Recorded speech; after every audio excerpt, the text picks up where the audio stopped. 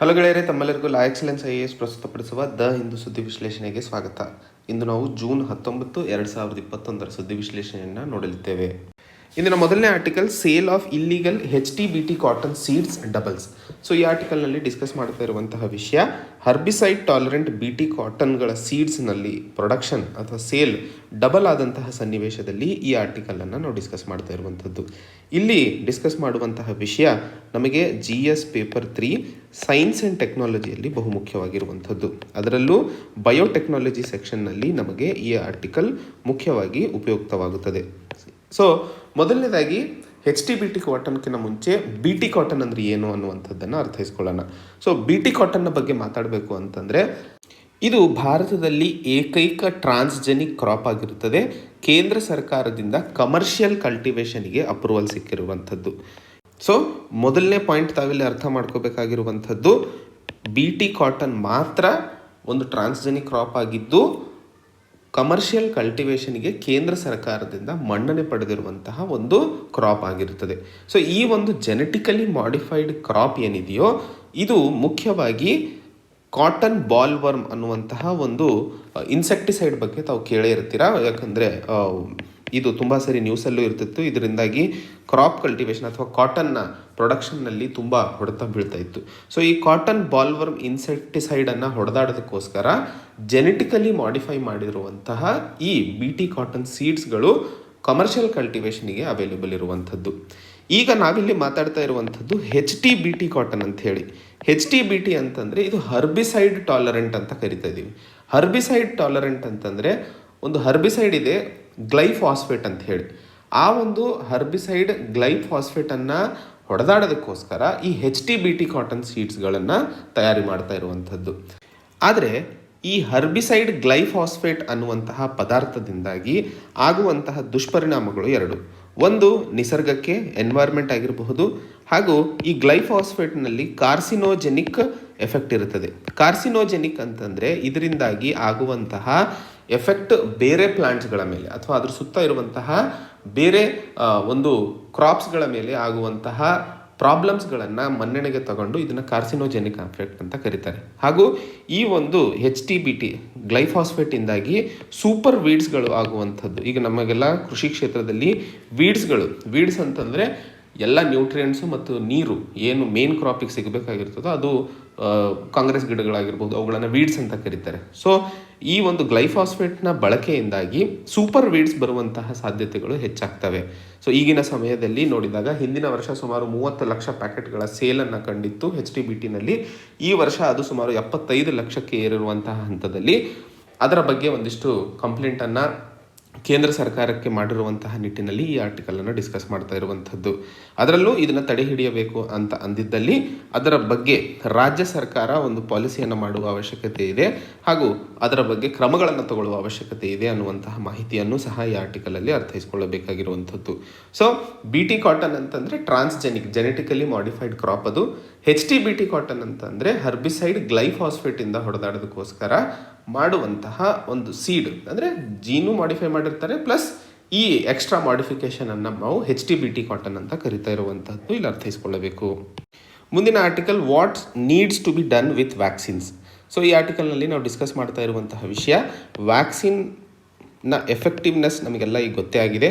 ಆ ಎಫೆಕ್ಟಿವ್ನೆಸ್ ಗೊತ್ತಾದ ನಂತರ ಯಾವ ರೀತಿಯಲ್ಲಿ ನಮ್ಮ ದೇಶದಲ್ಲಿ ಇದರ ಬಗ್ಗೆ ಇನ್ನೂ ಹೆಚ್ಚಿನ ಎಫೆಕ್ಟಿವ್ನೆಸ್ನ ಅಥವಾ ಇದರಿಂದಾಗಿ ಪ್ಯಾಂಡಮಿಕ್ನಿಂದಾಗಿ ಹೊರಬರೋದಕ್ಕೋಸ್ಕರ ಮಾಡಬೇಕಾದಂತಹ ಸನ್ನಿವೇಶಗಳ ಬಗ್ಗೆ ಇಲ್ಲಿ ನಾವು ಸಂಕ್ಷಿಪ್ತವಾಗಿ ಡಿಸ್ಕಸ್ ಮಾಡಲಿದ್ದೇವೆ.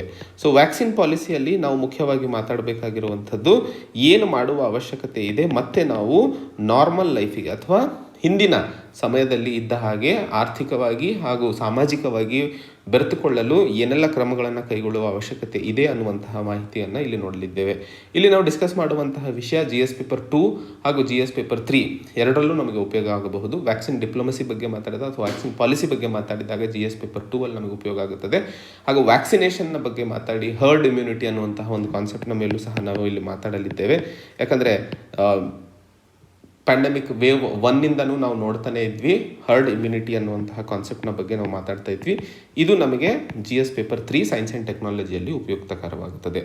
ಹಾಗೆ ಮೊದಲನೇದಾಗಿ ಯಾಕೆ ಇವತ್ತು ಈ ಆರ್ಟಿಕಲನ್ನು ನಾವು ನೋಡ್ತಾ ಇದ್ದೀವಿ ಅನ್ನುವಂತಹ ವಿಷಯವನ್ನು ನೋಡಿದಾಗ, ಒಂದು ಆರ್ಟಿಕಲ್ ಪಬ್ಲಿಷ್ ಆಗಿತ್ತು ನೇಚರ್ ಮೆಡಿಸಿನ್ ಅಂತ ಹೇಳಿ ಜೂನ್ 9ರಂದು. ಸೊ ಆ ಒಂದು ಆರ್ಟಿಕಲ್ನ ಪ್ರಕಾರ ಯುನೈಟೆಡ್ ಕಿಂಗ್ಡಮ್ನಲ್ಲಿ ಮಾಡಿದಂತಹ ಡೇಟಾ ಅನಾಲಿಸಿಸ್ನ ಪ್ರಕಾರ ಆಲ್ಫಾ ವೇರಿಯಂಟ್, ಈಗ ನಮಗೆಲ್ಲ ಗೊತ್ತಿರೋ ಹಾಗೆ ವೇರಿಯಂಟ್ಸ್ಗಳ ಬಗ್ಗೆ ಬಹಳಷ್ಟು ಚರ್ಚೆ ನಡೀತಿತ್ತು. ಸೊ ಆವಾಗ world health organisation alpha variant ಮತ್ತು ಡೆಲ್ಟಾ ವೇರಿಯಂಟ್ ಅನ್ನುವಂಥದ್ದನ್ನು ಕ್ಲಾಸಿಫೈ ಮಾಡಿತ್ತು. ಭಾರತದಲ್ಲಿ ಅಗ್ರೆಸಿವ್ ಆಗಿ ಕಾಣ್ತಾ ಇರುವಂತಹ ಅಥವಾ ಹೆಚ್ಚಿಗೆ ಕಾಣುವಂಥದ್ದು ಡೆಲ್ಟಾ ವೇರಿಯಂಟ್, ಆ್ಯಂಡ್ ಇದರಿಂದಾಗಿ ಹೆಚ್ಚಿನ ಸಾವು ನೋವಿಗೆ ಕಾರಣವಾಗಿರುವಂಥದ್ದು ಅಂತ. ಸೊ ಇಲ್ಲಿ ನಾವು ರಿಪೋರ್ಟಲ್ಲಿ ಹೇಳ್ತಾ ಇರೋ ಹಾಗೆ ನೇಚರ್ ಮೆಡಿಸಿನ್ ಅಂತ ಏನು ಹೇಳ್ತಿದ್ದೆ, ಜೂನ್ 9ಕ್ಕೆ ರಿಲೀಸ್ ಆಗಿರುವಂಥದ್ದು ಯುನೈಟೆಡ್ ಕಿಂಗ್ಡಮ್ನಲ್ಲಿ. ಅಲ್ಲಿ ಹೇಳ್ತಾ ಇರುವಂಥದ್ದು ಆಲ್ಫಾ ವೇರಿಯಂಟ್ನ ವಿರುದ್ಧವಾಗಿ ಆಸ್ಟ್ರಾಜೆನೆಕಾ ವ್ಯಾಕ್ಸಿನ್ ಏನಿದೆಯೋ ಅದು ಮೊದಲನೇ ಡೋಸ್ನ ನಂತರ 64% ಎಫೆಕ್ಟಿವ್ನೆಸ್ನ ತೋರಿಸಿದೆ, ಎರಡನೇ ಡೋಸ್ನ ನಂತರ 79% ಎಫೆಕ್ಟಿವ್ನೆಸ್ನ ತೋರಿಸಿದೆ ಅಂತ ಹೇಳಿ.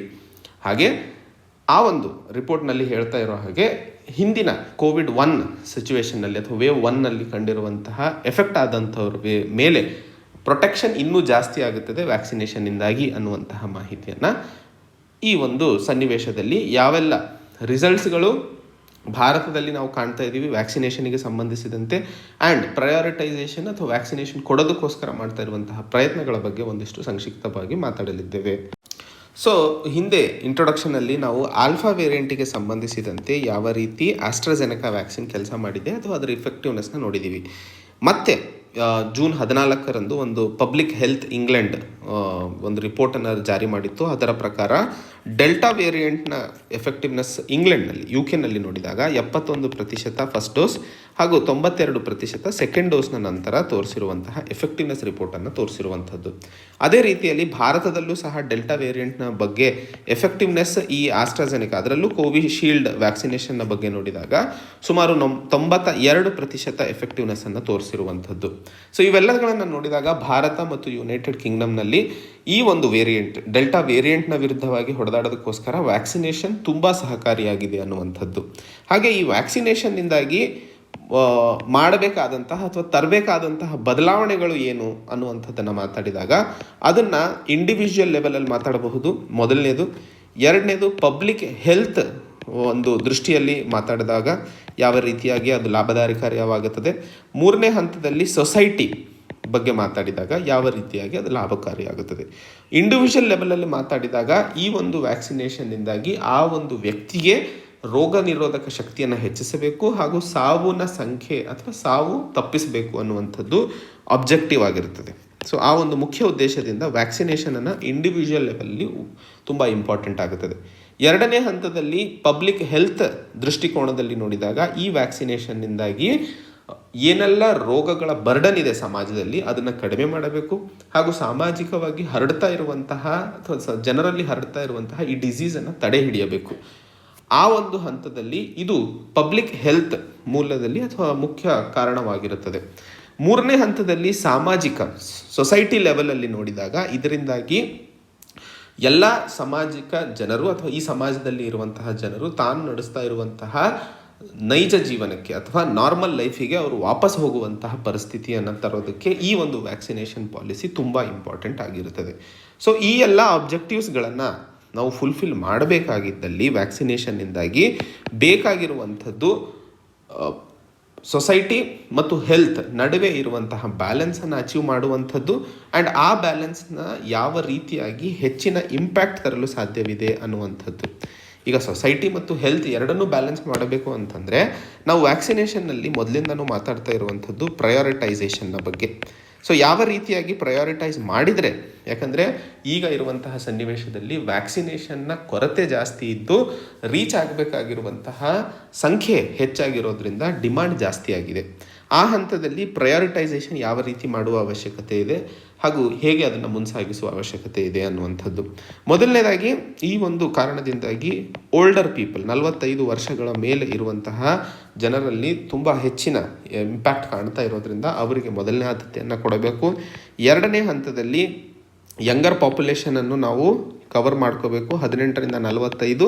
ಇದರಲ್ಲೂ ಸಹ ಹೆಚ್ಚಿಗೆ ಯಾರಿಗೆ ಕೋಮಾರ್ಬಿಡಿಟೀಸ್ ಅಂದರೆ ಡಯಾಬಿಟಿಸ್ ಇದೆ, ಶುಗರ್ ಇದೆ, ಹೈಪರ್ ಟೆನ್ಷನ್ ಇದೆ, ಆ ರೀತಿಯ ಸಮಸ್ಯೆ ಇರೋರಿಗೆ ಮೊದಲನೇ ಆದ್ಯತೆಯನ್ನು ಕೊಡಬೇಕು ಅಂತ ಹೇಳಿ. ಯಾಕಂದರೆ ಕೊರತೆ ಇರುವಂತಹ ಸನ್ನಿವೇಶದಲ್ಲಿ ಯಾರು ಹೆಚ್ಚು ಸಸೆಪ್ಟಬಲ್ ಇದ್ದಾರೆ ಡಿಸೀಸಿಗೆ ಅವರಿಗೆ ಮೊದಲನೇ ಆದ್ಯತೆಯನ್ನು ಕೊಡುವಂಥದ್ದು. ಮುಂದಿನ ದಿನಗಳಲ್ಲಿ ಮಕ್ಕಳನ್ನು ಸಹ ಈ ವ್ಯಾಕ್ಸಿನೇಷನಿಗೆ ಅಲೌ ಮಾಡುವ ಅವಶ್ಯಕತೆ ಇದೆ ಅನ್ನುವಂತಹ ಮಾಹಿತಿಯನ್ನು ಹೇಳ್ತಾ ಇರುವಂಥದ್ದು. ಹಾಗೆ ಹಿಂದಿನ ಕೋವಿಡ್ ವೇವಲ್ಲೂ ಸಹ ನಾವು ಮಾತಾಡಿದ್ವಿ ಹರ್ಡ್ ಇಮ್ಯುನಿಟಿಯ ಬಗ್ಗೆ. ಹರ್ಡ್ ಇಮ್ಯುನಿಟಿ ಅಥವಾ ಹರ್ಡ್ ಎಫೆಕ್ಟ್ ಹಾಗೂ ಹರ್ಡ್ ವ್ಯಾಕ್ಸಿನೇಷನ್ನ ಬಗ್ಗೆ ಮಾತಾಡ್ತಾ ಇದ್ವಿ, ಹರ್ಡ್ ಪ್ರೊಟೆಕ್ಷನ್ನ ಬಗ್ಗೆ. ಸೊ ಇವೆಲ್ಲಗಳನ್ನು ನೋಡಿದಾಗ ದೇಶದಲ್ಲಿ ಹೆಚ್ಚಿಗೆ ಇನ್ಫೆಕ್ಷನ್ ಆಗಬೇಕು ಅಥವಾ ಹೆಚ್ಚಿಗೆ ವ್ಯಾಕ್ಸಿನೇಷನ್ ಆಗಬೇಕು. ಹೆಚ್ಚಿಗೆ ಇನ್ಫೆಕ್ಷನ್ ಆಗಿ ಸರಿಪಡಿಸ್ಕೊಂಡಾಗ ಅದರಿಂದಾಗಿ ಹರ್ಡ್ ಇಮ್ಯುನಿಟಿಯನ್ನು ಸಾಧಿಸಲು ಸಾಧ್ಯವಿದೆ, ಅಥವಾ ಹೆಚ್ಚಿಗೆ ವ್ಯಾಕ್ಸಿನೇಷನ್ ಮಾಡೋದ್ರಿಂದಲೂ ಸಹ ಈ ಒಂದು ವೈರಸ್ನ ಟ್ರಾನ್ಸ್ಮಿಟ್ ಮಾಡುವಂತಹ ಸನ್ನಿವೇಶಗಳು ಕಡಿಮೆ ಆಗ್ತವೆ ಅನ್ನುವಂತಹದ್ದನ್ನು ಬಗ್ಗೆ ಮಾತಾಡಿದ್ವಿ. ಸೊ ಇವತ್ತು ಹರ್ಡ್ ಇಮ್ಯುನಿಟಿಯನ್ನು ಕಾಯೋಕೆ ಆಗೋದಿಲ್ಲ, ಯಾಕಂದರೆ ಇದರಿಂದಾಗಿ ಡೆಲ್ಟಾ ವೇರಿಯಂಟ್ನಿಂದಾಗಿ ಹೆಚ್ಚಿನ ಸಾವು ಹಾಗೂ ಹೆಚ್ಚಿನ ಆಕ್ಸಿಜನ್ ಸಪ್ಲೈಗಳಲ್ಲಿ ಆದಂತಹ ತೊಂದರೆಗಳನ್ನು ನೋಡಿದಾಗ ವ್ಯಾಕ್ಸಿನೇಷನ್ ಬಿಟ್ಟರೆ ಬೇರೆ ಆಪ್ಷನ್ ಇಲ್ಲ ಅನ್ನುವಂಥದ್ದು ನಮಗೆ ಕ್ಲಿಯರಾಗಿ ಅರ್ಥವಾಗುತ್ತದೆ. ಸೊ ಆ ಹಂತದಲ್ಲಿ ಭಾರತದಲ್ಲಿ ಲಾಂಗ್ ಟರ್ಮ್ ಗೋಲು ಈ ಇನ್ಫೆಕ್ಷನನ್ನು ತಡೆ ಹಿಡಿಯುವಂಥದ್ದು, ಪಾಪ್ಯುಲೇಷನಲ್ಲಿ ಕಂಟ್ರೋಲ್ ಮಾಡುವಂಥದ್ದು ಮುಖ್ಯವಾಗಿರುತ್ತದೆ. ಶಾರ್ಟ್ ಟರ್ಮ್ ಗೋಲು ಯಾರೆಲ್ಲ ಜೀವಗಳು ಈ ಒಂದು ರೋಗದಿಂದ ಕೋವಿಡ್-19 ಸಾವಿಗೀಡಾಗ್ತಾ ಇದ್ದಾವೋ ಅವರನ್ನು ಕಾಪಾಡುವಂಥದ್ದು ನಮ್ಮ ಶಾರ್ಟ್ ಟರ್ಮ್ ಗೋಲ್ ಆಗಿರುತ್ತದೆ.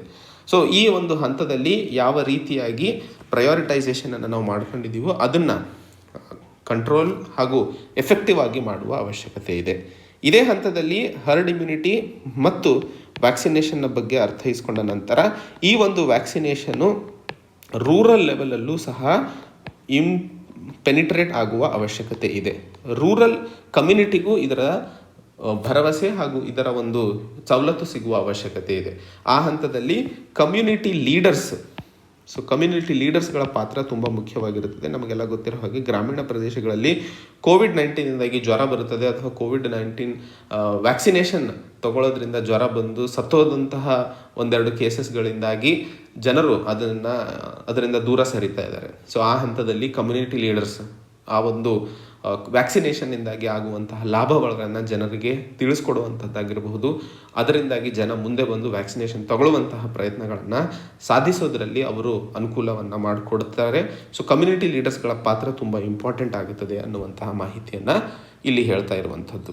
ಸೊ ಒಟ್ಟು ನಮಗೆ ಇರುವಂತಹದ್ದು 3 ಸ್ಟೇಜಸ್ಗಳು. ಒಂದು ಎವಿಡೆನ್ಸ್, ಎರಡನೇದು ಮಾಡೆಲ್ ಮತ್ತು ಒಳ್ಳೆಯ ಡೇಟಾ ಅಂತಂದಾಗ ಯಾವ ರೀತಿಯಾಗಿ ಈ ಒಂದು ಗವರ್ಮೆಂಟು ವ್ಯಾಕ್ಸಿನೇಷನ್ಗೆ ಸಂಬಂಧಿಸಿದಂತೆ ತನ್ನ ಕ್ರಮಗಳನ್ನು ಕೈಗೊಳ್ತಾ ಇದೆ. ಯಾಕಂದರೆ ಕೋವಿನ್ ಅನ್ನುವಂತಹ ಒಂದು ಆ್ಯಪನ್ನು ರಿಜಿಸ್ಟರ್ ಮಾಡಿ ವ್ಯಾಕ್ಸಿನ್ ತಗೋಬೇಕು ಅನ್ನುವಂತಹ ಪ್ರಯತ್ನಗಳನ್ನು ನಡೆದಿತ್ತು. ಅದನ್ನು ಆ್ಯಕ್ಚುಲಿ ತೆಗೆದು ಹಾಕೋದ್ರಿಂದ, ಯಾಕಂದರೆ ಡಿಜಿಟಲ್ ಡಿವೈಡ್ ನಮ್ಮ ಭಾರತದಲ್ಲಿ ತುಂಬ ಜಾಸ್ತಿ ಕಾಣ್ತೀವಿ. ಅಂದರೆ ಯಾರೆಲ್ಲರಿಗೆ ಮೊಬೈಲ್ ಫೋನ್ನಲ್ಲಿ ಇಂಟರ್ನೆಟ್ ಯೂಸೇಜ್ಗೆ ಅನುಕೂಲವಿರುವಂಥದ್ದು ಹಾಗೂ ಲಿಟ್ರಸಿ ಇರುವಂಥದ್ದು ತುಂಬ ಕಡಿಮೆ ಇರೋದ್ರಿಂದ ಆ ರೀತಿಯ ಡಿಜಿಟಲ್ ಡಿವೈಡ್ ಹಾಗೂ ಒಂದು ಆಬ್ಲಿಗೇಷನನ್ನು ತೆಗೆದುಹಾಕಿ ಜನರಿಗೆ ಈಸಿ, ಉದಾಹರಣೆಗೆ ಪೋಲಿಯೋ ವ್ಯಾಕ್ಸಿನೇಷನ್ ಏನು ಭಾರತದಲ್ಲಿ ಸಕ್ಸಸ್ಫುಲ್ ಆಗಿ ಮಾಡಲು ಕಾರಣವಾಯಿತೋ ಆ ರೀತಿಯ ಸ್ಟ್ರಾಟಜಿಯನ್ನು ಅಳವಡಿಸಿಕೊಳ್ಳುವ ಅವಶ್ಯಕತೆ ಇದೆ. ಸೊ ಡೇಟಾವನ್ನು ಹಾಗೂ ಮಾಹಿತಿಯನ್ನು ಜನರಿಗೆ ಪಾರದರ್ಶಕವಾಗಿ ಕೊಟ್ಟಾಗ ಜನರಲ್ಲಿ ಸರ್ಕಾರದ ಬಗ್ಗೆ ನಂಬಿಕೆ ಹೆಚ್ಚಾಗುತ್ತದೆ. ಆ ಹಂತದಲ್ಲಿ ಸರ್ಕಾರ ಒಂದು ಒಳ್ಳೆಯ ಮಾಡೆಲನ್ನು ಇಂಪ್ಲಿಮೆಂಟ್ ಮಾಡಿಕೊಂಡು ಎವಿಡೆನ್ಸ್ ಬೇಸ್ಡ್ ಮಾಡೆಲನ್ನು ಇಂಪ್ಲಿಮೆಂಟ್ ಮಾಡ್ಕೊಂಡಾಗ ಭಾರತದಲ್ಲಿ ನಾವು ಇಂಡಿವಿಜುವಲ್ ಲೆವೆಲಲ್ಲಿ, ಪಬ್ಲಿಕ್ ಹೆಲ್ತ್ ಲೆವೆಲಲ್ಲಿ ಮತ್ತು ಸಾಮಾಜಿಕ ಲೆವೆಲಲ್ಲಿ ಕೊಡಬೇಕಾದಂತಹ ಅಥವಾ ಅಚೀವ್ ಆದಂತಹ ಆಬ್ಜೆಕ್ಟಿವನ್ನು ಫುಲ್ಫಿಲ್ ಮಾಡಲು ಸಾಧ್ಯವಾಗುತ್ತದೆ ಅನ್ನುವಂತಹ ವಿಷಯವನ್ನು ಈ ಆರ್ಟಿಕಲಲ್ಲಿ ನಾವು ಸಂಕ್ಷಿಪ್ತವಾಗಿ ಮಾತಾಡ್ತಾ ಇರುವಂಥದ್ದು. ಮುಂದಿನ article, in India looking beyond the binary to a spectrum. So ಈ ಆರ್ಟಿಕಲ್ನಲ್ಲಿ ನಾವು ಮಾತಾಡ್ತಾ ಇರುವಂತಹ ವಿಷಯ LGBTQ+ ಕಮ್ಯುನಿಟಿಗೆ ಸೇರಿರುವಂತಹ ಒಂದು ಮಾಹಿತಿ. ಸೊ ಈ ಆರ್ಟಿಕಲ್ನಲ್ಲಿ ಅಥವಾ ಈ ಆರ್ಟಿಕಲನ್ನು ನಾವು ಮೊದಲನೇದಾಗಿ ಯಾಕೆ ಡಿಸ್ಕಸ್ ಮಾಡ್ತಾ ಇದ್ದೀವಿ ಅಂತಂದರೆ, ಹಿಂದಿನ ತಿಂಗಳು ಡೆಲ್ಲಿ ಹೈಕೋರ್ಟ್ನಲ್ಲಿ ಒಂದು ಕೇಸ್ ಅಥವಾ ಸೇಮ್ ಸೆಕ್ಸ್ ಮ್ಯಾರೇಜಿಗೆ ಸಂಬಂಧಿಸಿದಂತೆ ಒಂದು ಕೇಸ್ ದರ್ಜಾಗಿತ್ತು. ಆ ಸಮಯದಲ್ಲಿ ಕೇಂದ್ರ ಸರ್ಕಾರ ಕೊಟ್ಟಂತಹ ರಿಪ್ಲೈಯನ್ನು ನೋಡಿದಾಗ ಅಥವಾ ಆ ಒಂದು ರಿಪ್ಲೈಗೆ ಆಧರಿಸಿ ಇವತ್ತು ಈ ಆರ್ಟಿಕಲನ್ನು ನಾವು ಡಿಸ್ಕಸ್ ಮಾಡ್ತಾ ಇರುವಂಥದ್ದು. ಉದಾಹರಣೆಗೆ ಈ ಆರ್ಟಿಕಲ್ನಲ್ಲಿ ಡಿಸ್ಕಸ್ ಮಾಡುವಂತಹ ವಿಷಯ ನಮಗೆ GS ಪೇಪರ್ 2 ಅಲ್ಲಿ ಬಹುಮುಖ್ಯವಾಗಿ ಉಪಕಾರಿಯಾಗಲಿದೆ. ಆ್ಯಂಡ್ ಈ ಆರ್ಟಿಕಲ್ ತುಂಬ ಚರ್ಚೆಯಲ್ಲಿರೋದ್ರಿಂದ ಇದರ ಮೇಲೆ ಸಂಬಂಧಿಸಿದಂತೆ ಮೇನ್ಸಿಗೆ ರಿಲೇಟೆಡ್ ಆಗಿ ನಾವು ಪ್ರಶ್ನೆಯನ್ನು ಜಾಸ್ತಿ ಎಕ್ಸ್ಪೆಕ್ಟ್ ಮಾಡ್ಬೋದು. ಪ್ರಿಲಿಮ್ಸ್ಕಿನ ಅನ್ನುವಂತಹ ಮಾಹಿತಿ ಇನ್ನೊಂದು ಇಂಪಾರ್ಟೆಂಟ್ ಆಗಿರುವಂಥದ್ದು. ಸೊ ಆ ಒಂದು ಕೇಸ್ ಡೆಲ್ಲಿ ಹೈಕೋರ್ಟ್ನ ಎದುರಿಗೆ ಬಂದಾಗ ಕೇಂದ್ರ ಸರ್ಕಾರ ಹೇಳಿರುವಂಥದ್ದು ಕೋವಿಡ್-19ನ 2ನೇ ಅಲೆ ನಡೀತಾ ಇರುವಂತಹ ಸಂದರ್ಭದಲ್ಲಿ ಈ ಒಂದು ಸೇಮ್ ಸೆಕ್ಸ್ ಮ್ಯಾರೇಜ್ನ ಪ್ರಶ್ನೆ ತುಂಬ ಇಂಪಾರ್ಟೆಂಟ್ ಅಲ್ಲ. ಸೊ ಆ ಹಂತದಲ್ಲಿ ಇದನ್ನು ಮುಂದಿನ ದಿನಗಳಿಗೆ ತಡೆ ಹಿಡಿಯುವ ಅವಶ್ಯಕತೆ ಇದೆ ಅನ್ನುವಂತಹ ಮಾಹಿತಿಯನ್ನು ಕೇಂದ್ರ ಸರ್ಕಾರದ ಕಡೆಯಿಂದ ಇದ್ದಂತಹ ಲಾಯರ್ ಅವರು ಹೇಳಿರುವಂತಹ ಸನ್ನಿವೇಶಗಳನ್ನು ನೋಡಿದಾಗ ಕೇಂದ್ರ ಸರ್ಕಾರ ಸೇಮ್ ಸೆಕ್ಸ್ ಮ್ಯಾರೇಜ್ ಅಥವಾ ಆ ಒಂದು ಸಮುದಾಯಕ್ಕೆ ಸಿಗಬೇಕಾದಂತಹ ಸಿವಿಲ್ ರೈಟ್ಸ್ಗಳ ಒಂದು ಪ್ರೋಸೆಸ್ನಲ್ಲಿ ಒಂದು ಡಿಲೇ ಮಾಡ್ತಾ ಇದೆ ಅನ್ನುವಂಥದ್ದನ್ನು ಹೇಳ್ತಾ ಇರುವಂಥದ್ದು. ಈ ಒಂದು ಸಮುದಾಯಕ್ಕೆ ಸಿಕ್ಕಂತಹ ಅಂತಾರಾಷ್ಟ್ರೀಯ ಮಟ್ಟದಲ್ಲಿ ಆದಂತಹ ಮಸೂದೆಗಳಾಗಿರಬಹುದು ಹಾಗೂ ಡೊಮೆಸ್ಟಿಕ್ ಕ್ಷೇತ್ರದಲ್ಲಿ ನಡೆದಂತಹ ಮಸೂದೆಗಳಾಗಿರಬಹುದು, ಇವೆಲ್ಲಗಳನ್ನು ನೋಡಿದಾಗ ಇವರಿಗೆ ಸಿಗಬೇಕಾದಂತಹ ಅಥವಾ ಈ ಸಮುದಾಯಕ್ಕೆ ಸಿಗಬೇಕಾದಂತಹ ಸಿವಿಲ್ ರೈಟ್ಸ್ಗಳಲ್ಲಿ ಬದಲಾವಣೆ ಏನಿದೆಯೋ ಅದು ತುಂಬ ದೂರ ಇಲ್ಲ ಅನ್ನುವಂತಹ ವಿಷಯವನ್ನು ಈ ಆರ್ಟಿಕಲಲ್ಲಿ ಹೇಳ್ತಾ ಇರುವಂಥದ್ದು. ಉದಾಹರಣೆಗೆ ಒಂದಲ್ಲ ಒಂದು ದಿವಸ ಈ ಒಂದು ಸಮುದಾಯಕ್ಕೆ ಸೇಮ್ ಸೆಕ್ಸ್ ಮ್ಯಾರೇಜ್ ಅಂತ ಏನು ಕರಿತಾ ಇದ್ದೀವೋ ಆ ರೈಟ್ಸ್ ಇವರಿಗೆ ಸಿಗಲೇಬೇಕಾಗಿರುವಂಥದ್ದು, ಹಾಗೆ ಸಿಗುತ್ತೆ ಅನ್ನುವಂತಹ ವಿಷಯವನ್ನು ಈ ಆರ್ಟಿಕಲಲ್ಲಿ ನಾವು ಸಂಕ್ಷಿಪ್ತವಾಗಿ ಅರ್ಥೈಸ್ಕೊಳ್ಳಲಿದ್ದೇವೆ. ಸಿಗುತ್ತದೆ ಅನ್ನುವಂತಹ ಭರವಸೆ ಹೇಗೆ ಕೊಡಲು ಸಾಧ್ಯ ಅನ್ನುವಂಥದ್ದು ಈ ಆರ್ಟಿಕಲ್ನಲ್ಲಿ ನಾವು ಸಂಕ್ಷಿಪ್ತವಾಗಿ ಡಿಸ್ಕಸ್ ಮಾಡಲಿದ್ದೇವೆ. ಸೊ ನಾನು ಹೇಳಿದ ಹಾಗೆ ಈ ಒಂದು ಸಮುದಾಯಕ್ಕೆ ಅಂತಾರಾಷ್ಟ್ರೀಯ ಮಟ್ಟದಲ್ಲಿ ಹಾಗೂ ಡೊಮೆಸ್ಟಿಕ್ ಅಂದರೆ ನಮ್ಮ ಲೋಕಲಲ್ಲಿ ಭಾರತದಲ್ಲೂ ಮಾಡಿದಂತಹ ಬದಲಾವಣೆಗಳನ್ನು ನೋಡಿದಾಗ ಆ ಒಂದು ಸಮುದಾಯಕ್ಕೆ ಸಿಕ್ಕಂತಹ ಭರವಸೆ ಅನ್ನುವಂತಹ ಮಾತನ್ನು ಹೇಳಬಹುದು. ಅಂತಾರಾಷ್ಟ್ರೀಯ ಮಟ್ಟದಲ್ಲಿ ಮಾತಾಡಬೇಕು ಅಂತಂದರೆ ಮೊದಲನೇದಾಗಿ 2005ರಲ್ಲಿ ಸೌತ್ ಆಫ್ರಿಕಾದ ಸಂವಿಧಾನಕ ಕೋರ್ಟ್ ಅಥವಾ ಸಂವಿಧಾನಕ ನ್ಯಾಯಾಂಗ ಏನಂತ ಕರಿತೀವೋ ಕಾನ್ಸ್ಟಿಟ್ಯೂಷನಲ್ ಕೋರ್ಟು, ಅಲ್ಲಿ ಒಂದು minister of home affairs and another versus Fourie and other 2 ಕೇಸ್ಗಳ ಬಗ್ಗೆ ಇಲ್ಲಿ ಮೆನ್ಷನ್ ಮಾಡಲಾಗಿದೆ. ಅದು ನಿಮಗೆ ಇಂಟರ್ನ್ಯಾಷನಲ್ ಜೂರಿಸ್ಪ್ರುಡೆನ್ಸ್ ಅನ್ನುವಂಥ ಹೆಡ್ಡಿಂಗ್ ಕೆಳಗಡೆನೆ ಕೊಡಲಾಗಿದೆ. ಕೇಸ್ ನೀವು ಬರೆಯೋಕ್ಕಾಗಲಿಲ್ಲ ಅಂದರೂ ಪರವಾಗಿಲ್ಲ, 2005ರಲ್ಲಿ ಸೌತ್ ಆಫ್ರಿಕಾದ ಕಾನ್ಸ್ಟಿಟ್ಯೂಷನಲ್ ಕೋರ್ಟ್ ಸಾಂವಿಧಾನಿಕ ನ್ಯಾಯಾಂಗ ವ್ಯವಸ್ಥೆ ಏನಿತ್ತೋ ಅದು ಕೊಟ್ಟಂತಹ ಜಜ್ಮೆಂಟ್ನ ಪ್ರಕಾರ ಅಲ್ಲಿ ಇದ್ದಂತಹ common law definition of marriage ಏನಿತ್ತಲ್ಲ, ಅಂದರೆ ಒಂದು ಗಂಡು ಮತ್ತು ಹೆಣ್ಣು ಯೂನಿಯನನ್ನು ಡೆಫಿನೇಷನ್ ಆಫ್ ಮ್ಯಾರೇಜಲ್ಲಿ ಏನು ಕೊಡಲಾಗಿದೆಯೋ ಅದು ರಿಪಬ್ಲಿಕ್ ಆಫ್ ಸೌತ್ ಆಫ್ರಿಕಾ 1996ರ ಸಂವಿಧಾನದ ವಿರುದ್ಧವಾಗಿದೆ ಅನ್ನುವಂತಹ ಮಾತನ್ನು ಅಲ್ಲಿನ ಕಾನ್ಸ್ಟಿಟ್ಯೂಷನಲ್ ಕೋರ್ಟ್ ಹೇಳಿತ್ತು. ಆ ಹಂತದಲ್ಲಿ ಪಾರ್ಲಿಮೆಂಟಿಗೆ ಸುಮಾರು 12 ತಿಂಗಳ ಗಡುವು ಕೊಡಲಾಗಿತ್ತು. Marriage act 25 of 1961. ಸೊ ಆ ಒಂದು ಸೆಕ್ಷನನ್ನು ಬದಲಾವಣೆ ಮಾಡುವ ಅವಶ್ಯಕತೆ ಇದೆ ಅನ್ನುವಂತಹ ತೀರ್ಪನ್ನು ಅಥವಾ ಡೈರೆಕ್ಷನ್ಸನ್ನು ಕೊಡಲಾಗಿತ್ತು. ಸೊ ಆ ಹಂತದಲ್ಲಿ ಗಂಡು ಮತ್ತು ಹೆಣ್ಣು ಮಾತ್ರ ಮದುವೆಯನ್ನು ವ್ಯಾಲಿಡ್ ಆಗಿ ಕನ್ಸಿಡರ್ ಮಾಡಲಾಗುತ್ತದೆ ಅನ್ನುವಂತಹ ಬದಲಾವಣೆಯನ್ನು ತರಲಾಗಿತ್ತು. ಸೊ ಆ ಹಂತದಲ್ಲಿ ಸೌತ್ ಆಫ್ರಿಕಾದಲ್ಲಿ ಸಿವಿಲ್ ಯೂನಿಯನ್ ಆ್ಯಕ್ಟನ್ನು 2006ರಲ್ಲಿ ಎನೇಬಲ್ ಮಾಡಲಾಯಿತು ಅಥವಾ ಅದನ್ನು ಜಾರಿಗೆ ತರಲಾಯಿತು. ಇದರಿಂದಾಗಿ 2 ವ್ಯಕ್ತಿಗಳ ವಾಲಂಟರಿ ಯೂನಿಯನನ್ನು 18 ವಯಸ್ಸಿನ ಮೇಲೆ ಇರುವಂತಹವರು ವಾಲಂಟರಿ ಯೂನಿಯನ್ನು 2 ವ್ಯಕ್ತಿಗಳ ನಡುವೆ, ಅದು ಗೇ ಆಗಿರಬಹುದು, ಲೆಸ್ಬಿಯನ್ ಆಗಿರಬಹುದು ಅಥವಾ ಗಂಡು ಹೆಣ್ಣಾಗಿರ್ಬೋದು, ಅದನ್ನು ನಾವು ವ್ಯಾಲಿಡ್ ಆಗಿ ಕನ್ಸಿಡರ್ ಮಾಡ್ತೀವಿ ಅನ್ನುವಂತಹ ಪ್ರಾವಿಷನನ್ನು ಸಿವಿಲ್ ಯೂನಿಯನ್ ಆ್ಯಕ್ಟ್ನಲ್ಲಿ ಮಾಡಲಾಯಿತು. ಸೊ ಮುಖ್ಯವಾಗಿ ಇಲ್ಲಿ ಹೇಳಲು ಬಯಸ್ತಿರುವಂಥದ್ದು ಸೌತ್ ಆಫ್ರಿಕಾದಲ್ಲಿ ಯಾವ ರೀತಿಯಾಗಿ ಸೇಮ್ ಸೆಕ್ಸ್ ಮ್ಯಾರೇಜಿಗೆ ಮನ್ನಣೆ ಸಿಕ್ತು ಅನ್ನುವಂಥದ್ದು. ಅದೇ ರೀತಿಯಲ್ಲಿ 2007ರಲ್ಲಿ ಆಸ್ಟ್ರೇಲಿಯಾದಲ್ಲೂ ಸಹ ಸಿವಿಲ್ ರೈಟ್ಸ್ಗಳಲ್ಲಿ ಆದಂತಹ ಬದಲಾವಣೆಗಳು, ಆವಾಗಿನ ಹೈಕೋರ್ಟ್ ಜಡ್ಜ್ ಆದಂತಹ ಮೈಕಲ್ ಕಿರ್ಬಿ ಅವರು ತನ್ನ ಪಾರ್ಟ್ನರ್ ಆದಂತಹ ಒಬ್ಬರಿಗೋಸ್ಕರ ಪೆನ್ಷನ್ ಸ್ಕೀಮ್, ಜುಡಿಷಿಯಲ್ ಪೆನ್ಷನ್ ಸ್ಕೀಮ್ನ ಒಂದು ಪ್ರಾವಧಾನ ಸಿಗಬೇಕು ಅನ್ನುವಂತಹ ವಿಷಯವನ್ನು ಅಲ್ಲಿನ ಅಟಾರ್ನಿ ಜನರಲ್ಗೆ ಬರೆದಿದ್ದರು. ಆವಾಗ ಕೊಡದೇ ಇರುವಂತಹ ಸನ್ನಿವೇಶದಲ್ಲಿ ಒಂದು ಹೊಸ ಮಸೂದೆಯನ್ನು ತರಲಾಯಿತು, same sex relationship equal treatment in commonwealth law ಅಂತ ಹೇಳಿ. ಆ ಒಂದು ಮಸೂದೆಯನ್ನು 2008ರಲ್ಲಿ ಜಾರಿಗೆ ತರಲಾಯಿತು. ಅದರಿಂದಾಗಿ ಸೇಮ್ ಸೆಕ್ಸ್ ಕಪಲ್ಸಿಗೆ ಸೋಷಲ್ ಸೆಕ್ಯೂರಿಟಿ ಆಗಿರ್ಬೋದು, ಎಂಪ್ಲಾಯ್ಮೆಂಟ್ ಆಗಿರ್ಬೋದು, ಟ್ಯಾಕ್ಸೇಷನ್ನಲ್ಲಿ ಅವರಿಗೆ ಪ್ರಾವಧಾನಗಳು ಸಿಗಬೇಕು ಅನ್ನುವಂತಹ ವಿಷಯದ ಮೇಲೆ ಆಸ್ಟ್ರೇಲಿಯಾದಲ್ಲಿ ಮನ್ನಣೆ ಸಿಕ್ಕಿರುವಂಥದ್ದು. 2013ರಲ್ಲಿ ಇಂಗ್ಲೆಂಡ್ ಮತ್ತು ವೇಲ್ಸ್ನಲ್ಲಿ ಮ್ಯಾರೇಜಸ್ ಸೇಮ್ ಸೆಕ್ಸ್ ಕಪಲ್ಸ್ ಆ್ಯಕ್ಟನ್ನು ಜಾರಿಗೆ ತರಲಾಯಿತು. ಅದರಿಂದಾಗಿ ಸೇಮ್ ಸೆಕ್ಸ್ ಕಪಲ್ಸ್ ಮ್ಯಾರೇಜ್ಗಳು ಸಿವಿಲ್ ಸೆರೆಮನಿ ಅಥವಾ ರಿಲಿಜಿಯಸ್ ರೈಟ್ಸಿಂದ ನಡೆಸಿಕೊಳ್ಳಬಹುದು ಅನ್ನುವಂತಹ ಮಾಹಿತಿಯನ್ನು ಅಲ್ಲಿ ಕೊಡಲಾಯಿತು. ಅದೇ ರೀತಿಯಲ್ಲಿ 2015ರಲ್ಲಿ ಯುನೈಟೆಡ್ ಸ್ಟೇಟ್ಸ್ನಲ್ಲೂ ಸಹ ಈ ಒಂದು ರೈಟ್ ಟು ಮ್ಯಾರಿ ಅನ್ನುವಂಥದ್ದು ಏನು ಫಂಡಮೆಂಟಲ್ ರೈಟ್ ಆಗಿದೆಯೋ ಅದು ಸೇಮ್ ಸೆಕ್ಸ್ ಕಪಲ್ಸಿಗೂ ಅನ್ವಯವಾಗುತ್ತೆ ಅನ್ನುವಂತಹ ಮಾತನ್ನು ಯುನೈಟೆಡ್ ಸ್ಟೇಟ್ಸ್ನಲ್ಲಿ ಹೇಳಲಾಯಿತು. ಹಾಗೆ ಒಬ್ರಿಗ್ ಫೆಲ್ ಮತ್ತು ಹಾಡ್ಸ್ ಅನ್ನುವಂತಹ ಒಂದು ಕೇಸ್ನಲ್ಲಿ ಯಾರೆಲ್ಲ ಸೇಮ್ ಸೆಕ್ಸ್ ಮ್ಯಾರೇಜಸ್ಗಳು ಮಾಡ್ಕೋತಾ ಇದ್ದಾರೋ ಆಪೋಸಿಟ್ ಸೆಕ್ಸ್ ಮ್ಯಾರೇಜಸ್ನ ಸಮಾನತೆಯಾಗಿ ಅಥವಾ ಸಮಾನವಾಗಿ ರೆಕಗ್ನೈಸ್ ಮಾಡಲಾಗುತ್ತದೆ ಅನ್ನುವಂತಹ ವಿಷಯವನ್ನು ಈ ಒಂದು ಒಬರ್ಜಿ ಫೆಲ್ ವರ್ಸಸ್ ಹಾಡ್ಜಸ್ ಅನ್ನುವಂತಹ ಒಂದು ಕೇಸ್ ಇದು. ಈ ಕೇಸ್ನಲ್ಲಿ ರೆಕಗ್ನಿಷನ್ ಸೇಮ್ ಸೆಕ್ಸ್ ಮ್ಯಾರೇಜಸ್ಸಿಗೆ ಆಪೋಸಿಟ್ ಸೆಕ್ಸ್ ಮ್ಯಾರೇಜ್ ಸಮಾನತೆಯಾಗಿ ಸಿಗುವ ಅವಶ್ಯಕತೆ ಇದೆ ಅನ್ನುವಂಥದ್ದು. ಸೊ ಅಂತಾರಾಷ್ಟ್ರೀಯ ಮಟ್ಟದಲ್ಲಿ ನೋಡಿದಾಗ ಈ ಒಂದು ಜರ್ನಿಯಲ್ಲಿ ಸೇಮ್ ಸೆಕ್ಸ್ ಮ್ಯಾರೇಜಸ್ಸಿಗೆ ಸಂಬಂಧಿಸಿದಂತೆ ಬಹಳ ಮನ್ನಣೆ ಹಾಗೂ ಸಪೋರ್ಟ್ ಸಿಗ್ತಾ ಇರುವಂಥದ್ದು ನಾವು ನೋಡಿರುವಂತಹ ವಿಷಯ. ಅದೇ ರೀತಿಯಲ್ಲಿ ಡೊಮೆಸ್ಟಿಕ್ ಆಗಿ ನೋಡಿದಾಗ ಅಂದರೆ ಭಾರತದಲ್ಲಿ ನೋಡಿದಾಗ ಭಾರತದಲ್ಲಿ ಮದುವೆಗಳು ಸಾಲ್ಮನೈಸ್ ಅಥವಾ ಲೀಗಲ್ ಆಗುವಂಥದ್ದು ಮೊದಲನೇದು Hindu marriage act 1955, Indian Christian marriage act 1872 ಹಾಗೂ Muslim personal law ಶರಿಯತ್ application act 1937. So ಹಿಂದೂಗಳಿಗೆ ಸಂಬಂಧಿಸಿದಂತೆ ಹಿಂದೂ ಮ್ಯಾರೇಜ್ ಆ್ಯಕ್ಟ್, ಕ್ರಿಶ್ಚಿಯನ್ಸರಿಗೆ ಸಂಬಂಧಿಸಿದಂತೆ ಇಂಡಿಯನ್ ಕ್ರಿಶ್ಚಿಯನ್ ಮ್ಯಾರೇಜ್ ಆ್ಯಕ್ಟ್ 1872 ಹಾಗೂ ಮುಸ್ಲಿಮರಿಗೆ ಸಂಬಂಧಿಸಿದಂತೆ Muslim personal law ಶರಿಯತ್ application act 1937. So ಈ ಮೂರು ಪ್ರಾವಧಾನಗಳು ಅಥವಾ ಈ ಮೂರು ಮಸೂದೆಗಳ ಅಡಿಯಲ್ಲಿ ಬೇರೆ ಬೇರೆ ಸಮುದಾಯಕ್ಕೆ ಸೇರಿರುವಂತಹ ಮದುವೆಗಳಿಗೆ ಸಂಬಂಧಿಸಿದಂತೆ ಹೇಗೆ ಅಥೆಂಟಿಕೇಟ್ ಮಾಡಲಾಗುತ್ತದೆ ಅನ್ನುವಂತಹ ವಿಷಯವನ್ನು ಇಲ್ಲಿ ಅರ್ಥೈಸ್ಕೊಳ್ತಾ ಇದ್ದೀವಿ. ಆದರೆ ಭಾರತದಲ್ಲಿ ಸೇಮ್ ಸೆಕ್ಸ್ ಅಥವಾ ಕ್ಯೂಯರ್ ಮ್ಯಾರೇಜಸ್ಗಳಿಗೆ ಯಾವುದೇ ರೆಕಗ್ನಿಷನ್ ಇಲ್ಲ, ಅದಕ್ಕೆ ಸಂಬಂಧಿಸಿದಂತೆ ಯಾವುದೇ ಮಸೂದೆ ಇಲ್ಲ ಅನ್ನುವಂಥದ್ದು.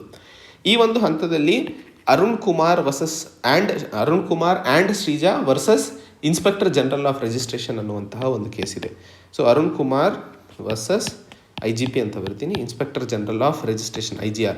ಸೊ ಈ ಒಂದು ಕೇಸ್ನಲ್ಲಿ ಮದುರೈ ಬೆಂಚ್ ಏನು ಹೈಕೋರ್ಟ್ ಆಫ್ ಮಡ್ರಾಸಲ್ಲಿದೆಯೋ ಆ ಒಂದು ಬೆಂಚ್ ಹೇಳಿರುವಂಥದ್ದು ಈ ಹಿಂದೂ ಮ್ಯಾರೇಜ್ ಆ್ಯಕ್ಟ್ 1955ರ ಅಡಿಯಲ್ಲಿ ಬ್ರೈಡ್ ಅನ್ನುವಂಥದ್ದು ಬರೀ ಹೆಣ್ಣಿಗಷ್ಟೇ ಸೀಮಿತವಲ್ಲ, ಅದನ್ನು ಟ್ರಾನ್ಸ್ ವುಮನ್ ಮತ್ತು ಇಂಟರ್ಸೆಕ್ಸ್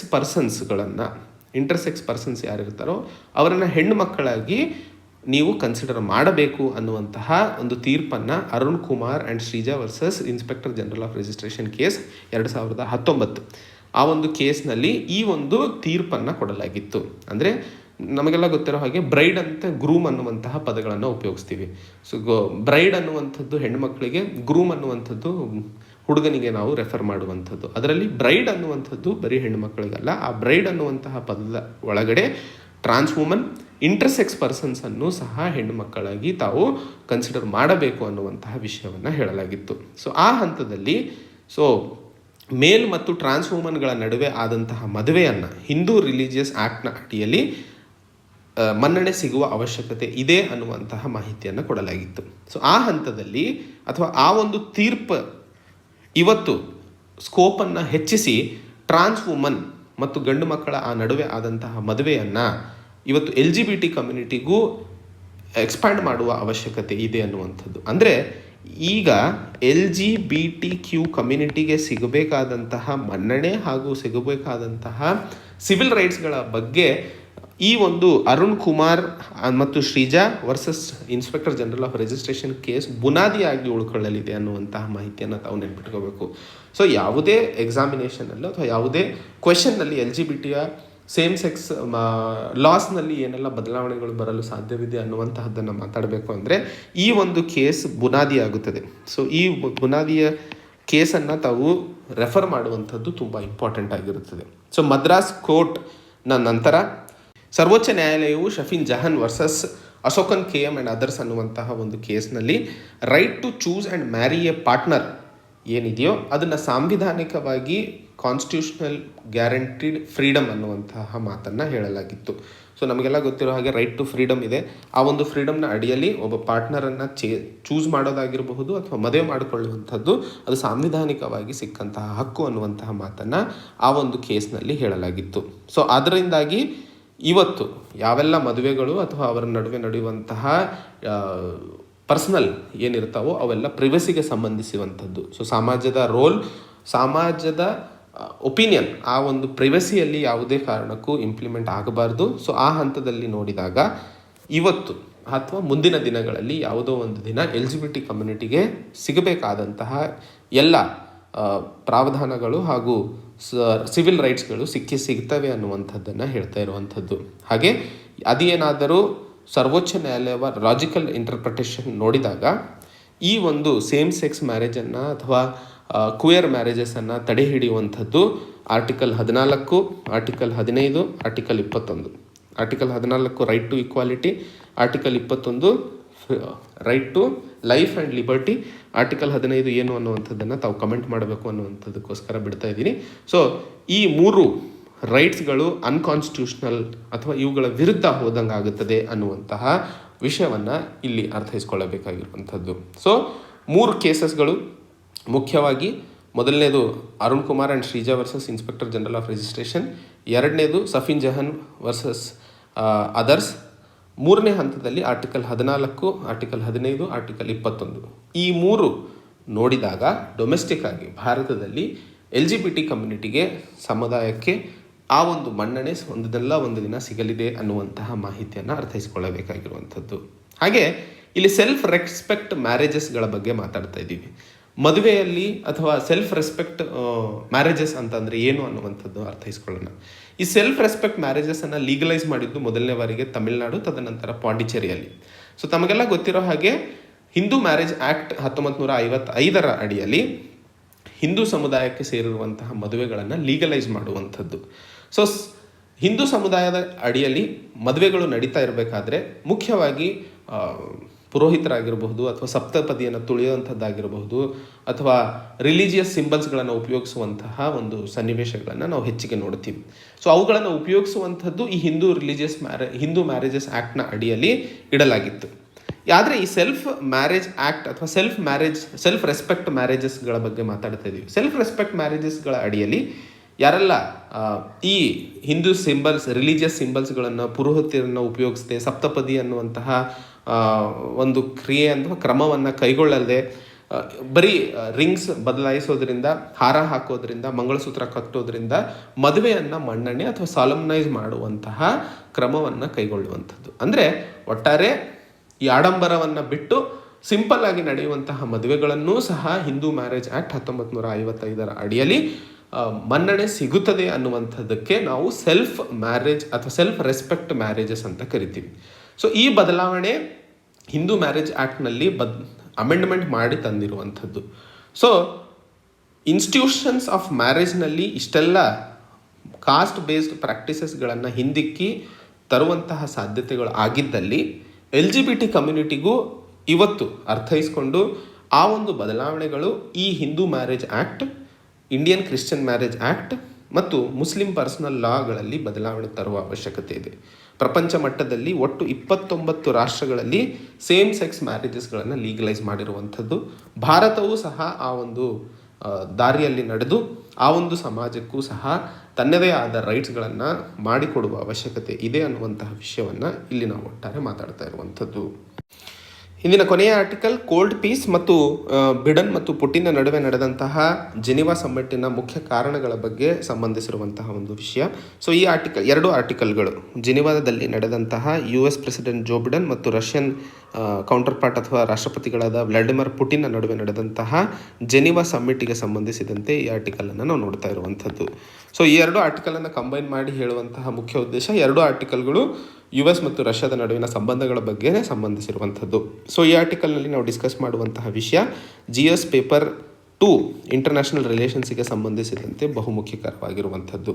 ಸೊ 2011ರಲ್ಲಿ ಜೋ ಬಿಡನ್ ಅವರು ಬರಾಕ್ ಒಬಾಮಾ ಅವರು ರಾಷ್ಟ್ರಪತಿಗಳಾಗಿದ್ದಾಗ ಇವರು ವೈಸ್ ಪ್ರೆಸಿಡೆಂಟ್ಗಳಾಗಿದ್ದರು. ಆ ಸಮಯದಲ್ಲಿ 2011ರಲ್ಲಿ ವ್ಲಾಡಿಮಿರ್ ಪುಟಿನ್ ಅವರು ರಷ್ಯಾದ ಪ್ರೈಮ್ ಮಿನಿಸ್ಟರ್ ಆಗಿದ್ದರು. ಆವಾಗ ಮೀಟ್ ಆದಾಗ ಜೋ ಬಿಡನ್ ಅವರು ರಷ್ಯಾದ ಪ್ರೈಮ್ ಮಿನಿಸ್ಟರ್ ಆದಂತಹ ಪುಟಿನ್ ಅವರಿಗೆ ಮನಸ್ಸಿಲ್ಲ ಅನ್ನುವಂತಹ ಮಾತನ್ನು ಹೇಳಿದ್ದರು ಅನ್ನುವಂಥದ್ದನ್ನು ಬಿಡನ್ ಅಮೇರಿಕನ್ ಡ್ರೀಮರ್ ಅನ್ನುವಂತಹ ಒಂದು ಪುಸ್ತಕದಲ್ಲಿ ಆ ಒಂದು ವಿಶ್ಲೇಷಣೆಯನ್ನು ಕೊಟ್ಟಿರುವಂಥದ್ದು. 2021 ಮಾರ್ಚ್ ತಿಂಗಳಲ್ಲಿ ಇದೇ ವೈಟ್ ಹೌಸ್ನಲ್ಲಿ ಇದ್ದಂತಹ ಬಿಡನ್ ಅವರು ಪುಟಿನ್ ಅವರನ್ನು ಕಿಲ್ಲರ್ ಅಂತ ಹೇಳಿ ರೆಫರ್ ಮಾಡಿದ್ದರು.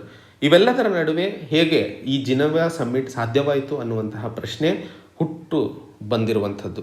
ಸೊ ಇದಕ್ಕೆ ಸಾಧ್ಯವಾಗಲು ಕಾರಣವಾಗಿರುವಂಥದ್ದಕ್ಕೆ ಬೇರೆ ಕಾರಣಗಳಿವೆ. ಮೊದಲನೇದಾಗಿ ಜೋ ಬಿಡನ್ ಸರ್ಕಾರ ಅಥವಾ US ತನ್ನ ಫೋಕಸನ್ನು ಚೈನಾ ಕಡೆಗೆ ಬದಲಾಯಿಸ್ತಾ ಇರುವಂಥದ್ದು. ಸೊ ಆ ಹಂತದಲ್ಲಿ ಇವತ್ತು ಗ್ಲೋಬಲ್ ಪವರ್ ಬ್ಯಾಲೆನ್ಸ್ ಏನಿದೆ ಅದು ತುಂಬ ಶಿಫ್ಟನ್ನು ಕಾಣ್ತಾ ಇದೆ ಅನ್ನುವಂಥದ್ದನ್ನು ಹೇಳಬಹುದು. ಹೇಗೆ ಇದು ಸಾಧ್ಯ ಚೈನಾದ ಕಡೆಗೆ ಫೋಕಸ್ ಶಿಫ್ಟ್ ಆಗಿದೆ ಅನ್ನುವಂಥದ್ದು ಒಂದು ಸ್ಟೇಟ್ಮೆಂಟ್ ಆಗುತ್ತದೆ. ಅದನ್ನು ಹೇಗೆ ಪ್ರೂವ್ ಮಾಡಲು ಸಾಧ್ಯ ಅಥವಾ ಅದನ್ನು ಹೇಗೆ ಸಮಜಾಯಿಸಿಕೊಡಲು ಸಾಧ್ಯವಾಗುತ್ತದೆ ಅನ್ನುವಂಥದ್ದನ್ನು ನೋಡಿದಾಗ ಪ್ರಪಂಚದಲ್ಲಿ ಗ್ರೂಪ್ ಆಫ್ 7 ರಾಷ್ಟ್ರಗಳು, ಎಲ್ಲ ಡೆವಲಪ್ಡ್ ರಾಷ್ಟ್ರಗಳು ಸೇರಿ G7 ಮಾಡಿತ್ತು.